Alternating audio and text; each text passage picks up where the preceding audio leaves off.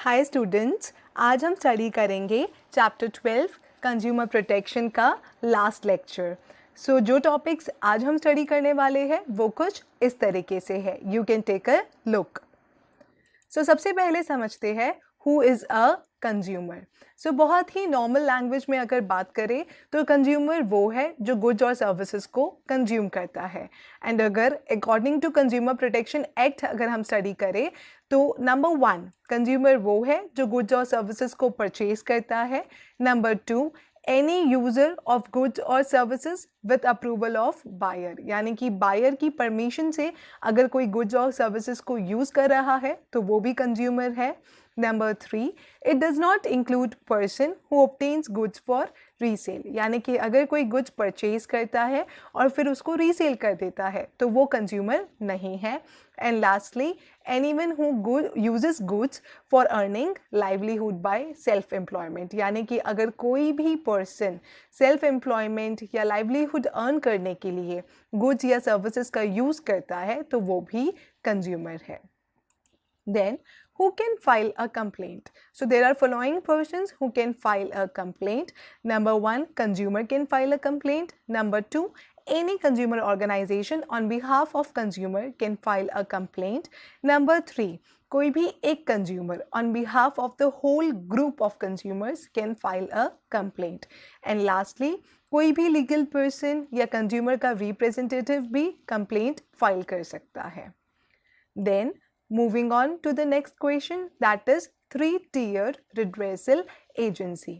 अब consumer protection act के accordingly एक 3-tier redressal agency बनाई गई है जो 3 लेवल पे वर्क करती है, डिस्ट्रिक्ट लेवल पर, स्टेट लेवल पर और नेशनल लेवल पर। और हम अपनी कंप्लेंट यहाँ पर जाकर फाइल कर सकते हैं और हमें डेफिनेटली जस्टिस मिलेगी। मैंने यहाँ पे एक टेबल बनाया है ताकि आपको बहुत ईजी से ये आंसर लर्न हो जाए। सबसे पहले देखते हैं कॉम्पोजिशन। डिस्ट्रिक्ट लेवल पे 1 प्रेसिडेंट होते हैं एंड 2 मेंबर्स, स्टेट लेवल पर 1 president 2 members, but national level पर होते हैं 1 president and 4 members. Then who can be a president? District level पर वर्किंग और रिटायर्ड जज of district court, state level पर वर्किंग और रिटायर्ड जज of high Court and national level पर वर्किंग और रिटायर्ड जज ऑफ सुप्रीम कोर्ट। फिर ये प्रेसिडेंट अपॉइंट कौन करता है? तो डिस्ट्रिक्ट लेवल पर state government on recommendation of committee, state level पर state government with consultation with chief justice of high court, national level पर state government after consulting chief justice of India. Moving on further, इसमें बताई गई है कि कौन सी limit होती है जिस तक हम कंप्लेंट कर सकते हैं। तो अगर आपकी कंप्लेंट 20 लाख रुपीस तक है तो आप डिस्ट्रिक्ट फोरम में जा सकते हैं। अगर आपकी complaint more than ₹20 lakh but up to ₹1 crore है तो स्टेट लेवल पर, एंड अगर मोर देन 1 करोड़ है तो नेशनल लेवल पर।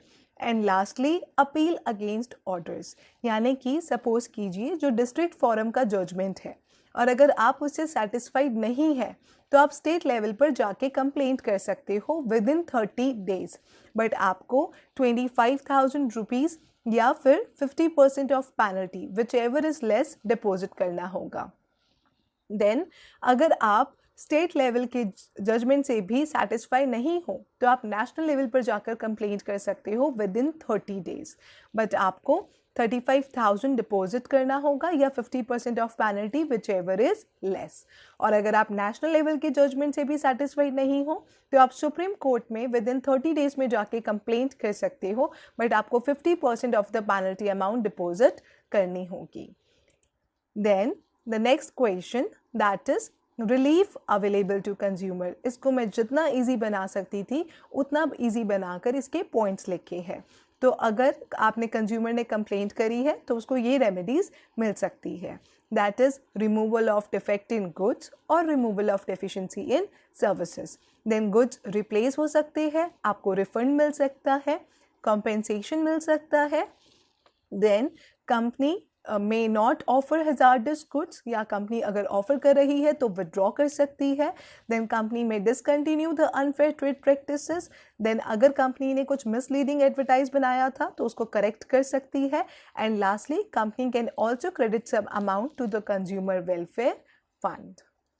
Then moving on further, role of consumer organization और NGOs. ये आंसर मैंने हेड पॉइंट में बनाया है ताकि आपको इजीली लर्न हो जाए. निमोनिक इसलिए नहीं बनाया क्योंकि बहुत सिंपल आंसर है और ज़्यादा निमोनिक भी कंफ्यूजन क्रिएट कर देते हैं, इसलिए वो अवॉइड करने के लिए निमोनिक नहीं बनाया है.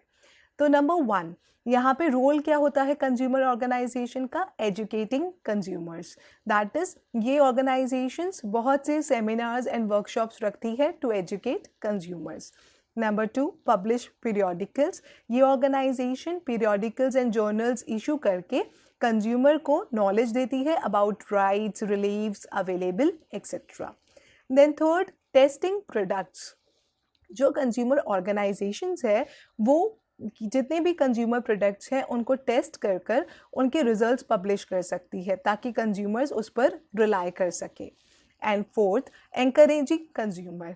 जितनी भी NGOs है वो कंज्यूमर को एंकरेज करती है टू टेक एक्शन. अगर कुछ भी गलत हुआ है तो उनके अगेंस्ट एक्शन लेने में उन्हें मदद भी करती है और उनके बिहाफ पर कंप्लेंट भी फाइल करती है.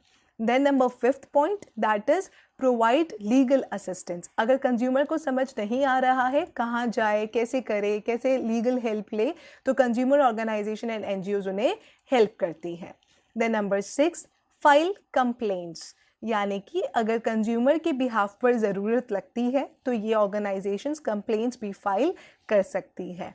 And lastly, file case. 6th और 7th में ये डिफरेंस है कि 7th में अगर कंज्यूमर ऑर्गेनाइजेशन या NGO को लगता है कि कोई पर्टिकुलर प्रोडक्ट पब्लिक के लिए हैज़ार्डस हो सकता है तो वो पूरे पब्लिक के बिहाफ पर कंप्लेंट फाइल कर सकती है टू द कंसर्न अथॉरिटी कि ये हैज़ार्डस है और ये पब्लिक के लिए सही नहीं है.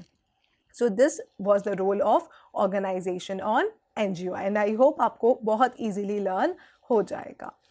एंड लास्टली मैंने यहाँ पे कुछ पॉपुलर कंज्यूमर ऑर्गेनाइजेशंस मेंशन करी है जो आप स्क्रीनशॉट भी ले सकते हो और नोट डाउन भी कर सकते हो. ये यूजुअली आपको 1 मार्क में पूछी जाती है. So do it really properly and thoroughly क्योंकि ये 1 मार्क में यूजुअली आती ही है. That's it. आपका चैप्टर 12 भी ख़त्म हो